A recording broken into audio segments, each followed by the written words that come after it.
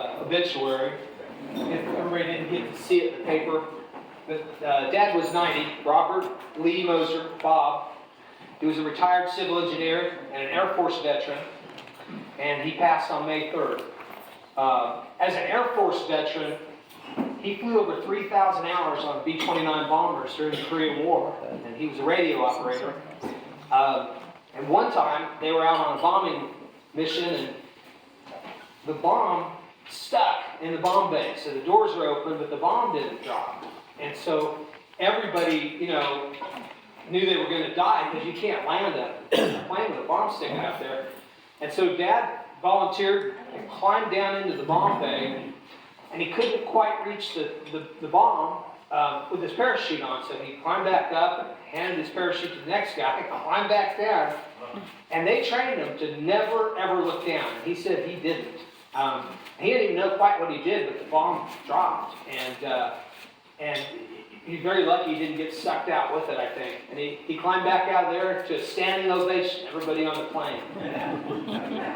That was kind of a fun story. Then a friend of mine said, but they probably dropped that bomb on somebody's house.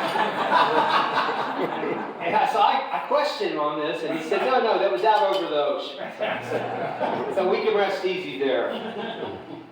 So he was born on a farm in Bern, Kansas. And Bern is straight north of Topeka, up there near the Nebraska line. And he and his brother both crossed the line and found women to date and marry that lived about 7 miles north of the Nebraska line. So the Williams girls married the Moser boys. And one of my first cousins is here, Mark Moser, and we're double first cousins. Another one of my cousins here is Jill and her husband Scott.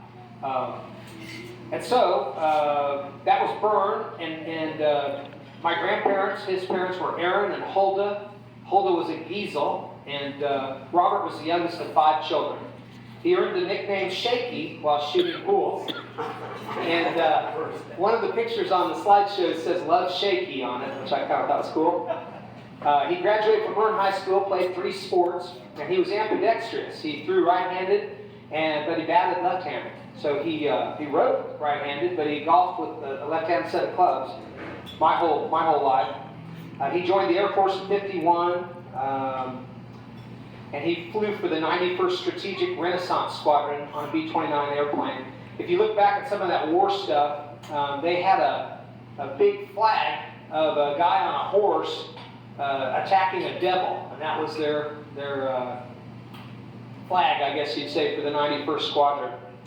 After the war, he worked for the State Highway Department, and I think he built what would be Highway 70 now. They worked on that.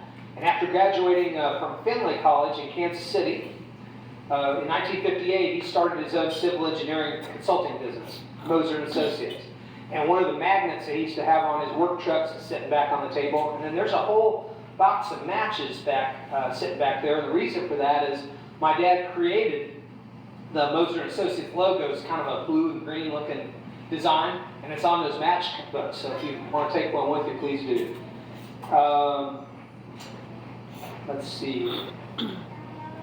My dad had 2 kids. I had a sister that died when she was 23 in a car wreck. She was driving to Emporia, Highway 50, and unfortunately we lost her. I was 26 and she was 23, so I am the only child at this point.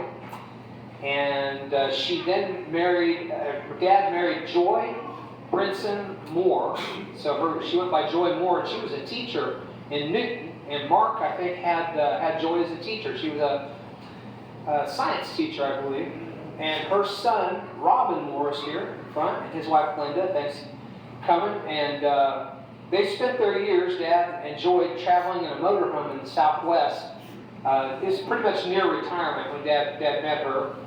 And they bought a condo called the Satellite Hotel in Colorado Springs. So it was a kind of a cool deal where they had a hotel on one side and then condos on the other side, and the hotel revenues were supposed to pay for the whole thing. And I don't think it worked out all that well, but that's where they lived for a long time. And then they found a bungalow up in Cripple Creek, Colorado, and then they moved up there, and Dad refinished the whole inside and outside of that house. And a bungalow best as I can understand it, is just kind of a small house.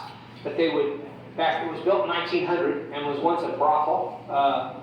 And what would happen is they'd build a screened-in porch, and then they'd enclose it, and then they'd build another screened-in porch, and they'd enclose it. Eventually, this house had 5 rooms.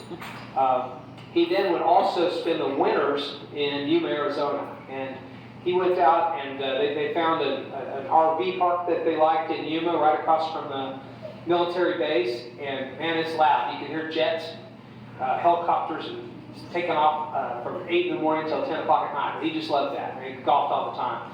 He was a lifelong golfer. Bob was a creative thinker.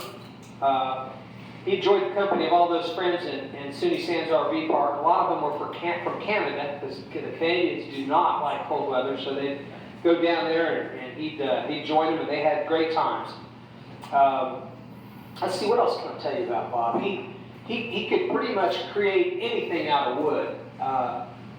You can walk around the house that we have out in Colwich, and he's built stairs, and he put up a fence, and he built a shed. Urinal. A shed complete with a urinal, Robin points out, which only an engineer would do. Let's see. He one time, when he was in his late 80s, he dug a hole that was 7 feet, I think 7 feet long and about 4 feet wide. There's a picture of it over there on the table, him standing down in that hole. And he dug that by himself so we could cut out the window and put an egress window in the basement and turn it into a bedroom. He just never stopped going. He would be here today and still going if he could, that's for sure. Lindsay, do you want to say anything about Grandpa Bob?